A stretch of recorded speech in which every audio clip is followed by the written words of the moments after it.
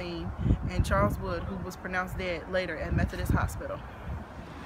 This was not my first encounter with murder or death, but this was the first time that all 4 of the people involved were actually close friends of mine and classmates. The altercation was reportedly over a pair of Beats headphones that Shaquan Ham was wearing. Shaquan Ham was only 19 at the time, and Charles Wood was 18. Jonte Crawford, who was 17 at the time of the shootings, was responsible for the death of Shaquan Ham. He eventually turned himself in and is now serving time for a murder charge. Donnell Wilson, who was the youngest of all parties involved, initiated the altercation. He was only 16 years old at the time of the shooting. He is now serving 60+ years in prison for murder. Deja Danielle Brookshire was a 15-year-old sophomore at Westside High School. She was a state champion in track and an honor roll student. She was also the granddaughter of Reverend Chet Johnson, who is an important pastor in the city of Gary. On Sunday, August 2nd, 2015, Deja was stepping out of her 16-year-old boyfriend's car and she was shot. She was pronounced dead after 2 hours of doctors trying to save her. The shooting took place on 7th and Adams Street, which happens to be directly across the street from 21st Century High School.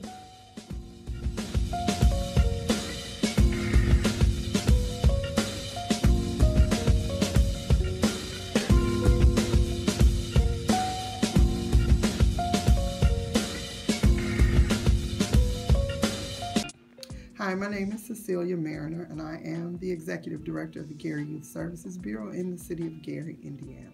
The Youth Services Bureau provides out-of-school time activities for school-aged children from the ages of 5 to 18. We do after school. We also do springtime and summertime. Well, the deaths in Gary have affected us as a community because many of the kids that we serve and their families have loved ones that have been killed, and we've had to deal with how they've been affected.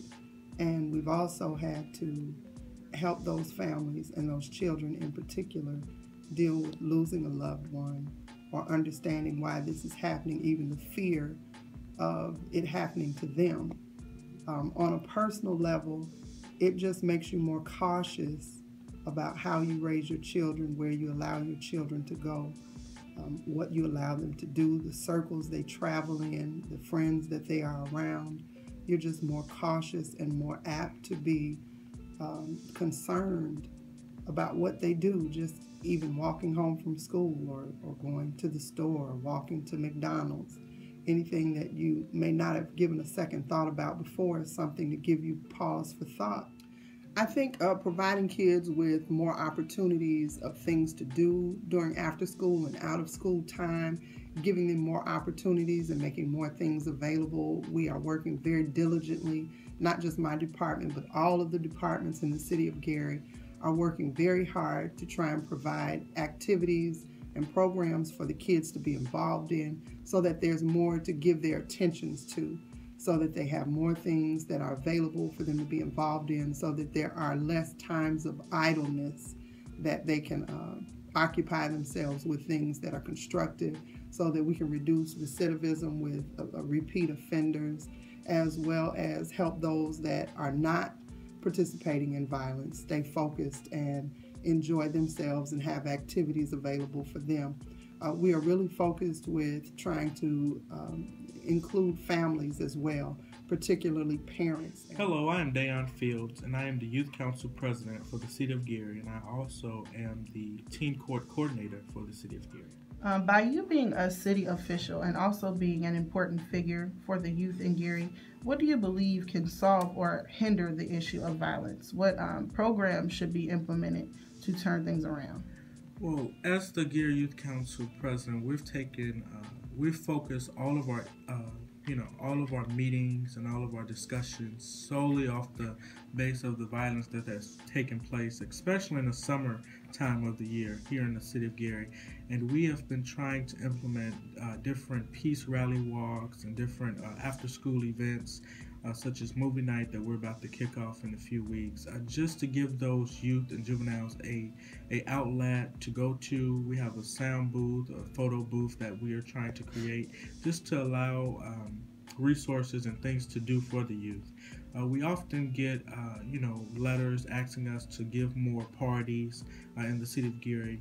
Although there's nothing wrong with parties, we do understand that when different people come together from different sides and different areas of the city, that it can sometimes be asking for trouble. So what we're going to start doing in the city of Gary is broken up in 6 districts. So we have 6 district persons on the youth council and 3 at-large members. So some of the events that has already taken place in the city of Gary as it pertains to trying to curb the violence piece, we actually brought in, I am affiliated with a foundation. It's called the POP Foundation.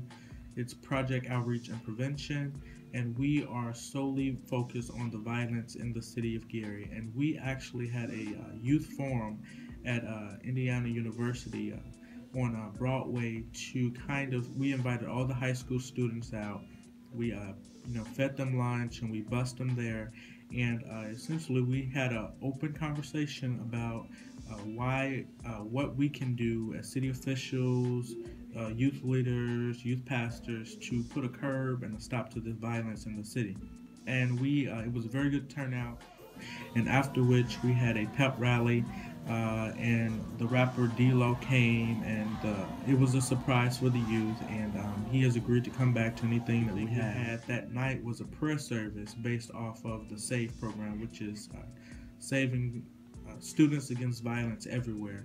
That's what the SAV stands for, and we had that at a church here in Gary, Indiana. I mean, there's violence all in Northwest Indiana, but especially here in the city of Gary. And to have these type of programs to help ameliorate the type of violence here in the city of Gary is very good. So starting at my school, 21st Century Charter School. I'm tired of going to funerals. I'm tired of hearing about shootings. I'm tired of hearing about the different harassment that young people is having inside of school. This segment that we're putting forth here, students against violence everywhere, it's a good thing. And we got the social workers and everything around me, and I just want to know what's wrong.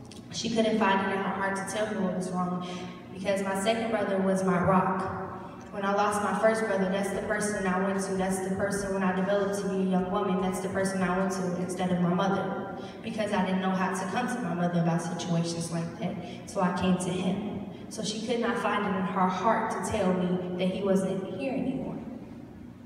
When I got home and she explained to me what had happened, I reacted again. But then I felt something come over me, and I got up and I said I have to find my purpose. Aaliyah has been able to tell her story all over the country.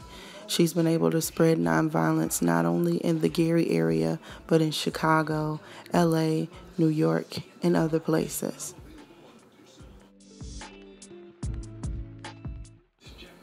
The City of Gary Youth Council have kicked their monthly events into gear. They have also created teen court in order for teens with minor offenses to go before a group of peers to steer them in the right direction to keep them away from the jail system.